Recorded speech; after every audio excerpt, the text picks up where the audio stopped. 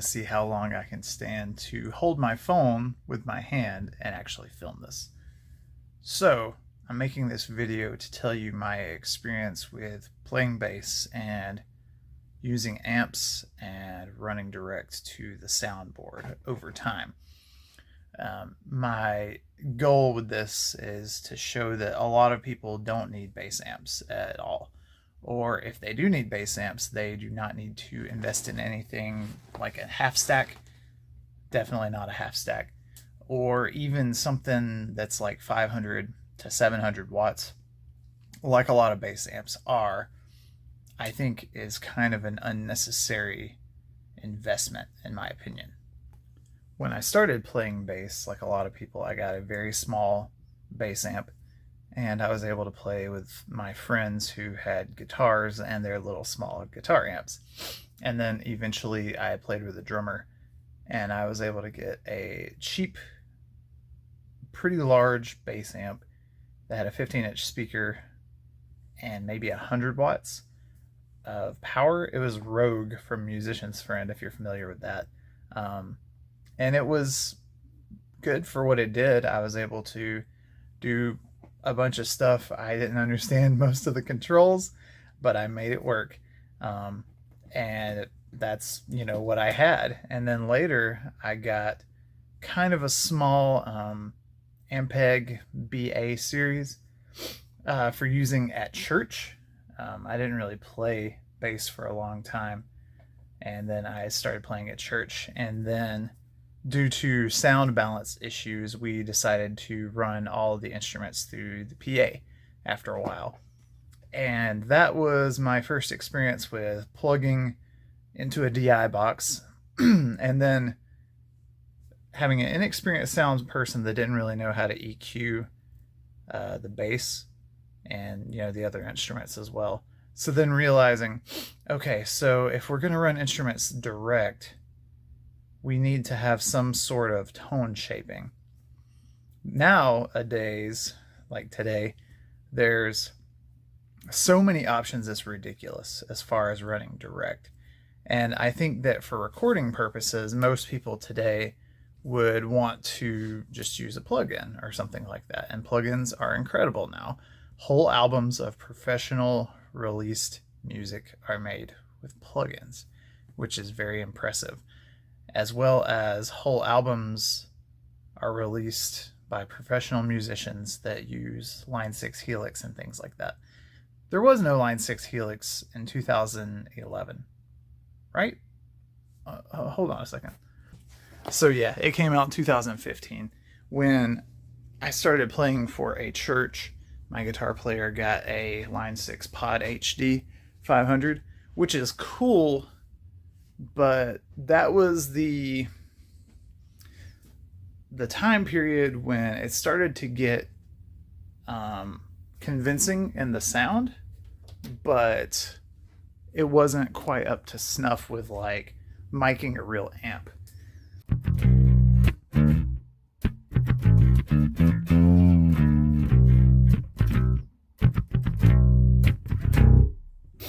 So I'm using this example of playing at church.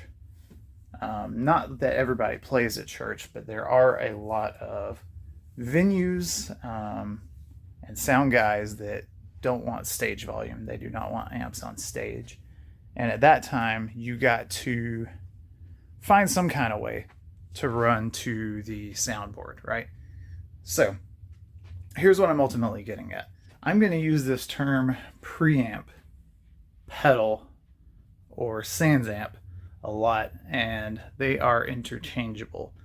What I'm talking about is currently the market of analog pedal based solutions for bass are incredible. Not dissing the digital options, but I'm just a fan of the analog options, and they are particularly affordable depending on what you get.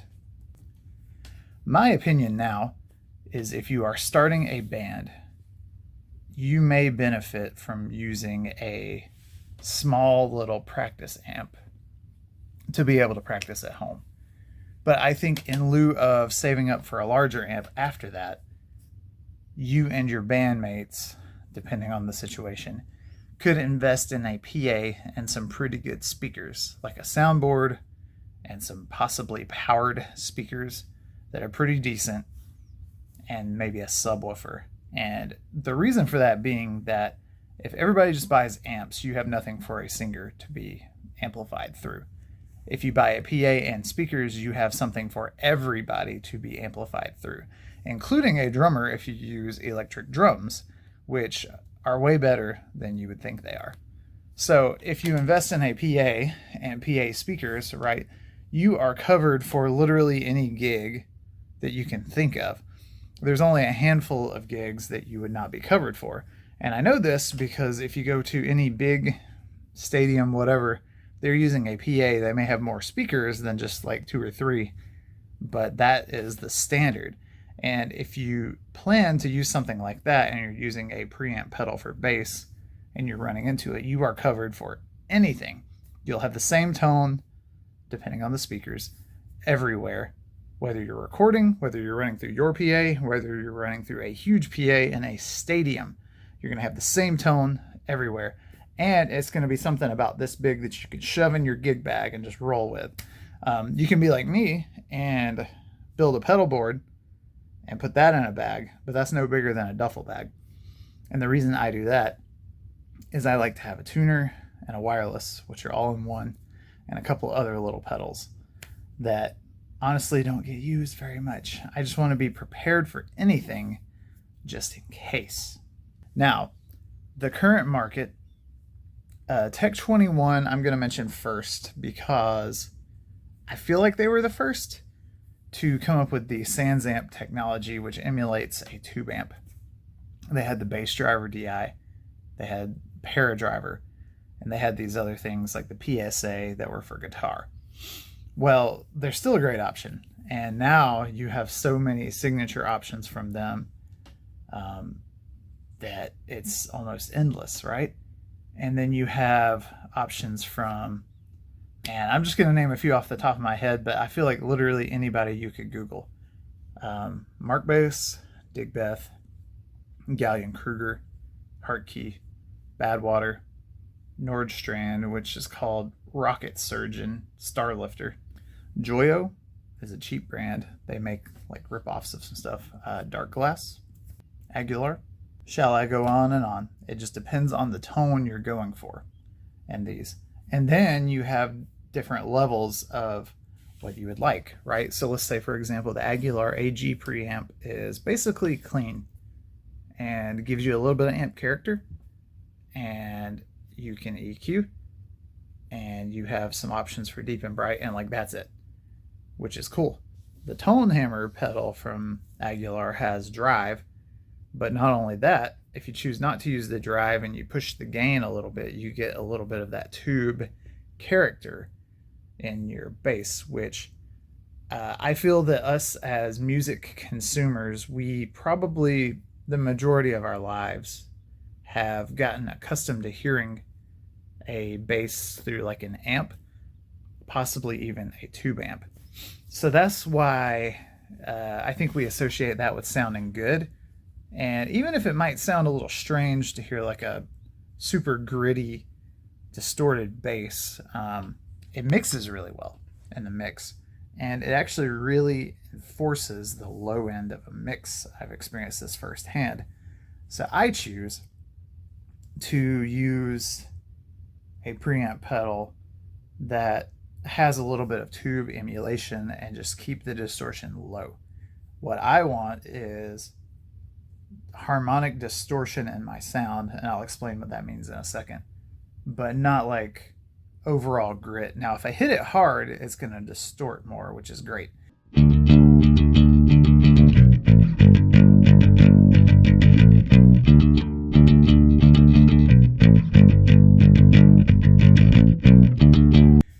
They call it edge of breakup in the guitar world, but essentially harmonic distortion is this. Old consoles and old amps and all kinds of things would take the input sound and saturate it a little bit. And what that does is it causes the harmonics of a note to pop up in the mix, which affects the way that you hear it. What we experience as tone is actually mixtures of different frequencies. So if you play in low E on a bass, it's 40 hertz. But you don't hear just 40 hertz. You're hearing 40 hertz, 80 hertz, 160 hertz, 320 hertz, 640 hertz, etc. Those are all multiples. And depending on which one of those is louder or quieter will affect the tone. It's pretty interesting. So a lot of the time for bass guitar, we actually hear more harmonics than we hear fundamental, which is the first one. It's pretty interesting. But when you use something that saturates, like a preamp pedal, you are causing the harmonics to pop out a little bit in the mix. I'm changing up what you're seeing here just because I thought it was getting a little boring. I wonder what my favorite kind of bass is. I wonder. Both of my active basses are over at the rehearsal space currently.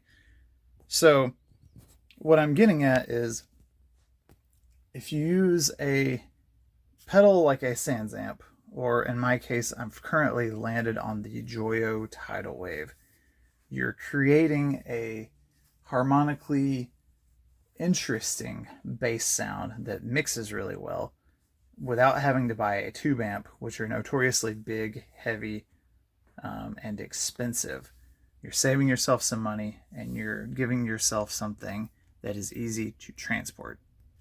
And when things are easy to transport and it makes getting from gig to gig easy, you'll be very happy. I want to sit here and hold this Sonic Cake Boom Av pedal as an example of one thing that is below $100 that is great by turning on this preamp section, even if you don't use the fuzz, the boost, or the octave. This octave sounds great, but this preamp section, just by turning it on, your EQ of your direct bass is altered, whether you've turned any knobs or not. And what they have done is they have taken the sound that we all expect to hear from a bass based on history, right? The frequency curve of an amp, tube amp probably, and some speakers, and they've sort of baked it in here. And you can add a little bit of grit with this as well. I think that is one of the coolest things ever, because we don't have to do all the crazy stuff that they used to have to do when they recorded bass and guitar, or whatever for that matter. So I first owned a Sans amp programmable bass driver, and I didn't like the lack of a mid control, and I couldn't really get the sound I really wanted to out of it. So from that moment forward, I then owned Tech 21 bass fly rig pedal. Then I tried to use a Boss GT1B, which was digital, and that's when I realized that I do not like the digital effect of an amp sim, at least from that. And I even played around with some of the Line 6 stuff, and I wasn't digging it either. So from that moment forward, I tried the Sonic Cake that I just showed you, the Joyo Monomyth, the Joyo Tidal Wave, and then I also purchased a Sans amp VT bass.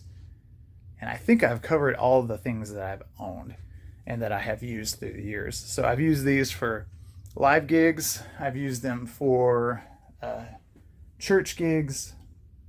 I've used them for an amphitheater, a regular theater, podcast situation. I've used them for a smaller town square type area, actually in a church building, inside of a high school, all these places, right? And I didn't use an amp in any of those situations, except for the amphitheater. I brought an amp along as well, thinking that it would help me hear myself, and it didn't. So in-ear monitors are your friend when you're going direct. And just do yourself a favor and go look up, I don't know, let's take Metallica, one of the biggest bands in the world. And they are currently using, I believe it's Axe units or something like that, and in-ear monitors. So I'm not suggesting something to recommend that you're not professional, so you don't want to use professional stuff. I'm saying that the professionals are going direct, and I'm suggesting some options that are really good and really affordable. I sold my SansAmp VT bass pedal in favor of the Joyo Tidal Wave. So why did I do that? That's just the character of the pedal. It's not that the Tidal Wave's better, but I am suggesting that cheap options have gotten better than ever. And you just gotta look at YouTube and you'll hear some of the best tones from the cheapest stuff. We don't have to be brand snobs anymore.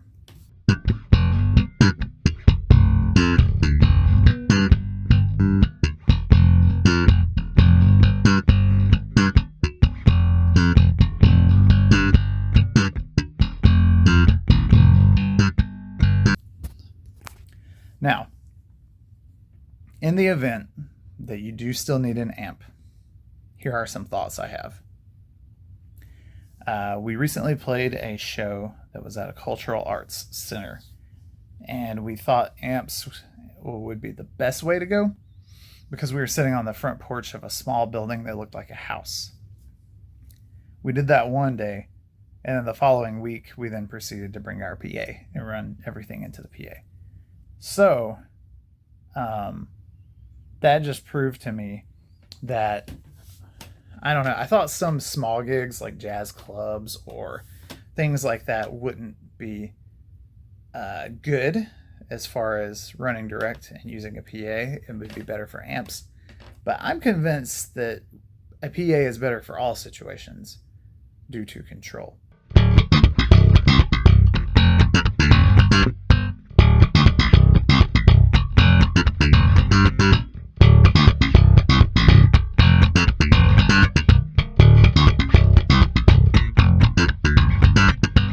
Okay, so as far as if you do want to still have an amp, don't spend a lot of money on it. Get something simple. I really enjoy a Boss Katana 110. It's a Boss Katana bass 110 that I have. I just said something simple. That amp has a ton of built-in effects. Guess what? I'm not using them. I got it because it's really loud for the wattage, and part of that has to do with it being class AB rather than D.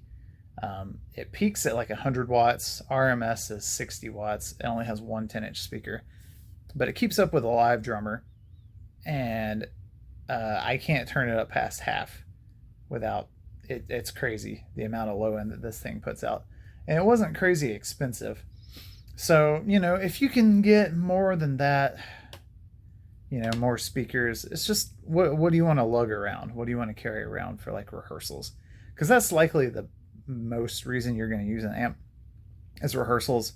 Practicing at home, an amp is beneficial, but since we're in the modern day, if you have a computer and plugins, you can practice with plugins. You don't really need an amp for practice at all.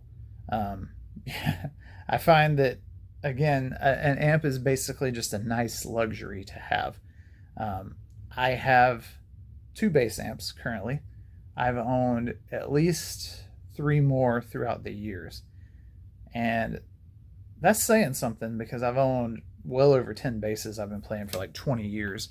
And, I only have 2 bass amps currently. One's at the house and one is at the rehearsal space.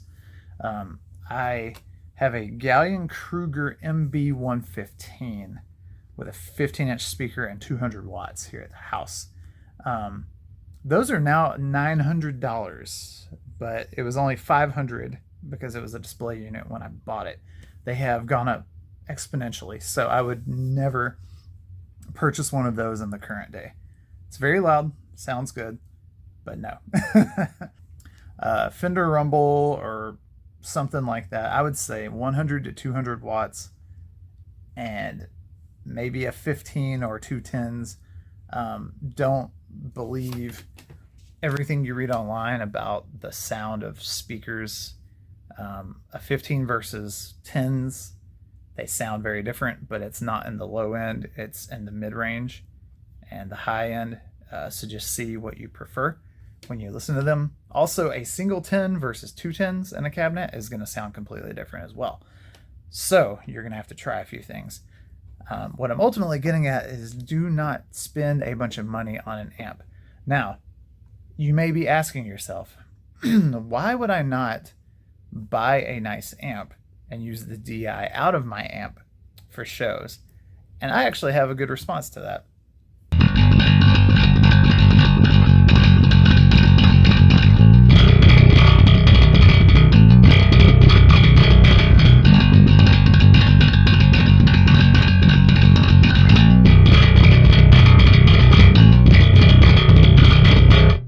And my response is different depending on the amp that you have.